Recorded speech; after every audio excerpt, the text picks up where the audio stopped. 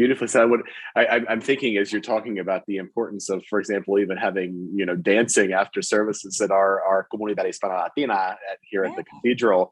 We've had some dancing. We've had some compartires where we shared food and meal together, and also had time to actually share some story with each other, because it does deepen that relationship and cause folks to have a greater connection to each other when they have a sense of shared story and the sense of companionship and fellowship. I'm thinking about how much that is also related to shifting a little bit the model of church that we live together, right? Which is moving from a focus that's entirely on liturgical assembly, which can be relational, but is more formalized, to a model of church that is focused on the people, the people of God that are gathered in a place, and how much that makes a difference for those, or could make a difference for those who were in the circle, if there's a real sense of community and community building that happens. Where have you seen that happen really well, Sandra? I mean, I see that usually in Latino churches. I mean, I must admit, I see that a lot with, especially con comida, with food, anything that has to do with food, anything that has to do with a party, we're right there. And I think that's really important. Also, I see that where that goes beyond, the church service. I've seen that where they become friends, families become friends, and then they start having their, eating together. I know a lot of churches, Latino churches, also have like food after the church service, and you just see families, drawing to each other. Now, let's be careful with that also. If you have somebody that's new, eat with them, right? If you see somebody that's new, bring them to that, including for coffee hour, right? Just don't leave them alone. Don't just tell them, oh, we have coffee hour. Have them go with you to coffee hour, and introduce them to a couple of people. That's really important. I know Christ Church Cathedral, and like the church where I go in Trinity, when I'm in Houston, Trinity Midtown, what they do is they connect families that live near each other, so that they'll have like meals like once a year, or like during Christmas. I know the priests will do like a little Christmas parties, different Christmas parties. I see that, I know, along with the diocese too. The bishop will have different Christmas, or the bishops will have different Christmas parties around the diocese. And I think that those things are really important. But yeah, so the whole remembering, I mean, one of the things that we say a lot is, oh, we're a family. We're a family. Well, most of us seem like we're in a very dysfunctional family, or families that don't. Whoops. No, because it's like, well, I never see you. I don't want to see you. I never talk to you. I definitely don't want to touch you. So, I mean, and as soon as I leave the church, I'm like, bye, gone. So where do we, have those things? My dad does, and my parents, they would do a lot of, once every month or once every few months, like a get together to like for, whether it was a preaching thing or like a Bible study, but it would be around crafts also. And I know I started this at Christ Church Cathedral in Houston also, Noche Familiar, family night. So we would, we have food, we would have some kind of Bible study, and then like a craft that we did together. I remember one thing that I still have in my home in Sugar Land is we, at the cathedral, we made an altar. And so all of us that went, we had this little thing so we can make an altar. I still use my altar at home. So, those little things. And then my dad will do like, just crafts that they can take home and then put in their altar or somewhere, so I think that's also like, for us Latinos, we like that stuff. I don't know about, other cultures, but I know we like to have something that we take it home so that we can remember, that we did that there. So yeah, so those things I think are really important, just to continue, use your buildings like that, have a night where, just a pajama party, whatever, a movie. I know a lot of churches do movie nights, and they'll have, but again, ask your people what they want to see. Like some of those movies, I'd be like, I don't want to see that, or, if there's like, if your population is a Spanish speaking, find a Spanish, movie, or not just something that's translated, but find something that may move us. So, but again, that always goes back to the relationships, always goes back to the relationship. What would we like?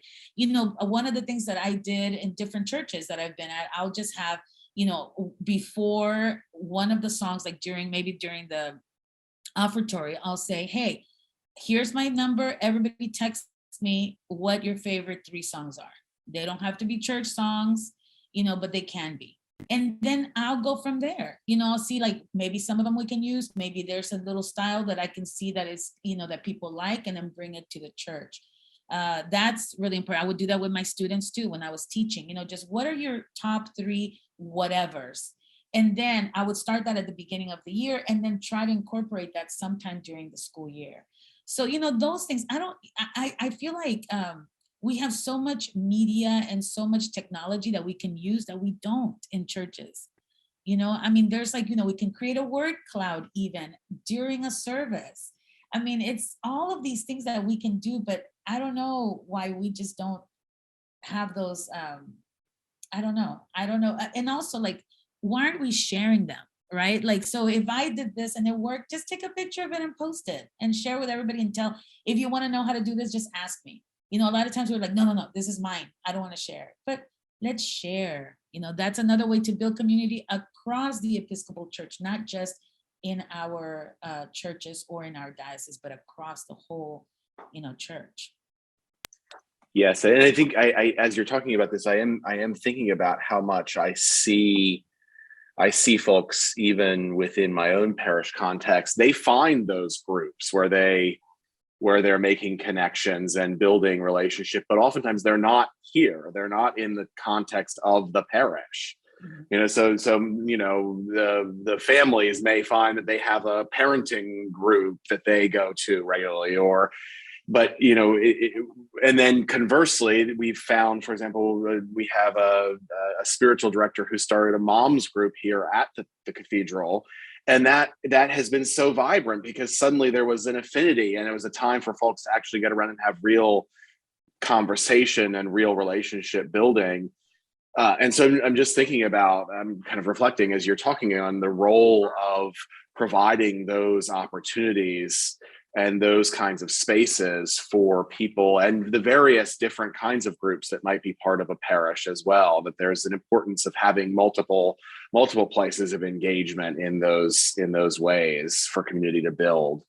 Yeah, and as you're talking about that, really understanding what our congregation needs, right? Because, for example, if that was a mom group and it wasn't after work hours, for me, I couldn't attend.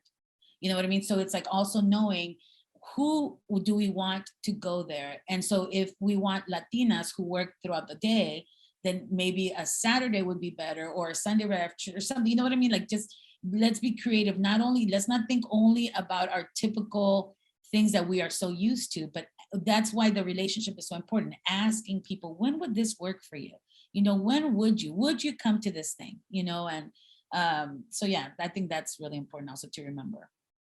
That's a fantastic point, really about the planning piece of this, right? The strategic planning piece of any kind of congregational gathering stuff is just thinking about the people that you're actually expecting to be around the table and what is convenient or what might not be convenient. And lives are very busy now, and of course that means that convenience maybe even maybe it's something that's quick, right? Versus something that takes 2 hours. Folks might not have 2 hours to spend, but maybe 15 minutes of a quick touch together on a Zoom room or something like that would be doable for folks. Do you think? I mean, do you feel, Sandra, that these are steps that we take towards building beloved community, or is this the path we tread towards building beloved community, and what does that look like? How does that come out in reality? Yeah, that's what I think. I think of, beloved community as community, right? I just think that's really important. I think about that with my family.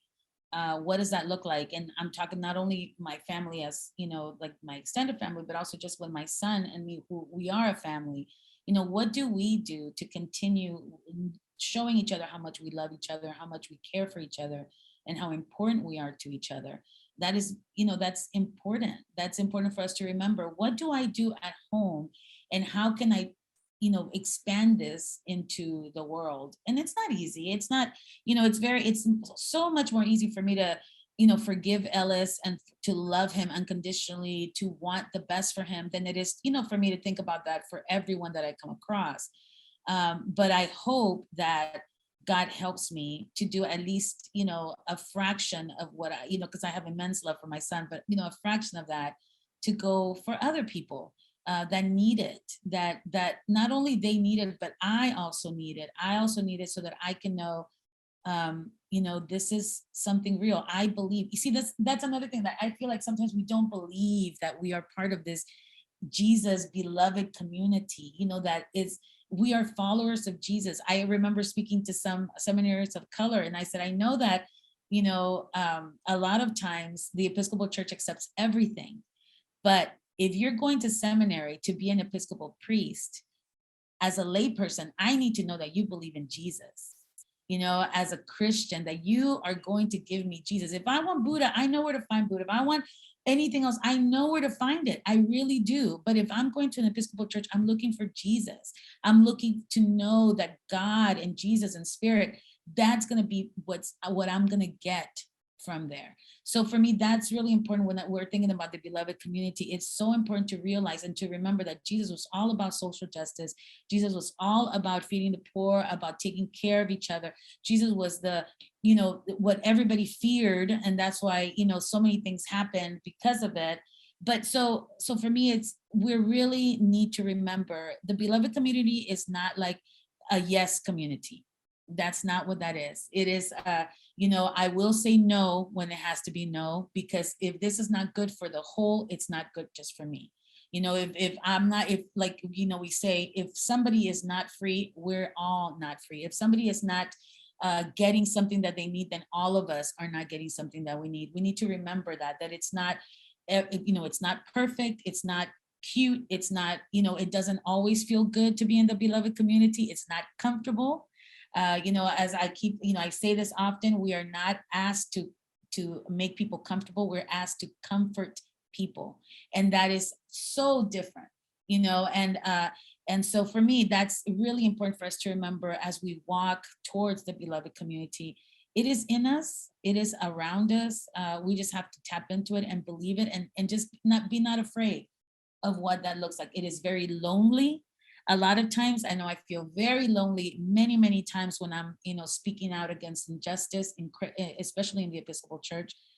But it's something that God has put in my heart, and I cannot stop. And so I hope that all of us who are going into churches, if we really want to grow, if we really want to do, the work of Jesus, then we need to be committed and just, show that love that Jesus has for everyone, even when it's difficult, even when you have to say, you know what, I'm very angry right now, or I'm very upset right now, but I still love you, but let's, we need to take a little break, and then we'll come back to talk about whatever it is that we're talking about. Yeah, I think what you said about the beloved community not necessarily being always comfortable, or not always, you said that you used the word, it's not just a yes community, is so profound and such a tremendous insight. I'm just kind of dwelling on it and kind of savoring it in my little brain at the moment. And thinking about how perhaps even particularly for those who are deferred to or giving more power in any given context, those who have more privilege, it's going to be even more uncomfortable, right? The more you get to end up on the top of the pile in the world, the more, as Jesus said, the table's actually going to be flipped for you in the kingdom.